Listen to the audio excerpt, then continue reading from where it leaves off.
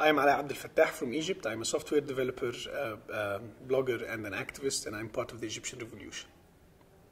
Concerns from the West that, under military rule, order is degenerating. Do you agree with this?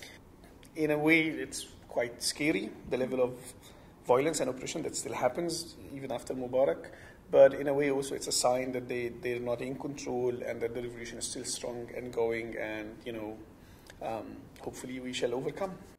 We don't really understand how and why this happened, but it was a peaceful march of something like 20,000 people, and then all of a sudden the military attacked.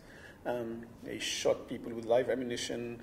They actually drove massive armored personnel carriers over people. So around 28 people died that day. But the military is insisting, the military government is trying to paint this as if it was the violence was started by the protesters, and so they are actually, instead of investigating their own crimes, they're actually trying to accuse people like me of inciting this. It seems like immediately after I left, the summons were sent to me at my house. So I am now going to be officially charged by the military of incitement and sabotage. I'm going back to Egypt tomorrow, and I have to face the prosecutor on Sunday. They'll face me with the charges and whatever trumped up evidence they have, and nobody knows. They might release me, they might send me to prison. Any kind of extraordinary justice is, very clearly injustice, and it shouldn't be allowed in this world at all. And if you felt any sense of sympathy or solidarity or pride or inspiration by the images you watched in Tahrir Square, then you should know that thousands upon thousands of the people who created this amazing moment are now in prison, by the military that took over the country and is trying to reverse their revolution. There are millions of people who resist and struggle against an unjust world order.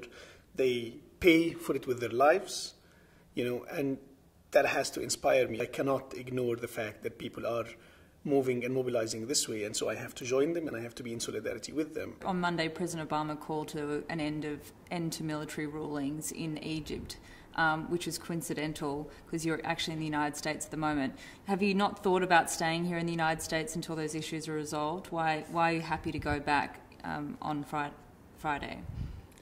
Well, I've personally carried the bodies of comrades who did not run away from bullets, so I can't live with myself if I run away from something that is much more trivial. So there's that very personal aspect. I mean, how would I even look at myself in the mirror if I hide or run away? That is where we get our strength from. It's like the feeling that, you're not taking these risks on your own, that there are people out there in your country and all over the world who actually care and are inspired by your action.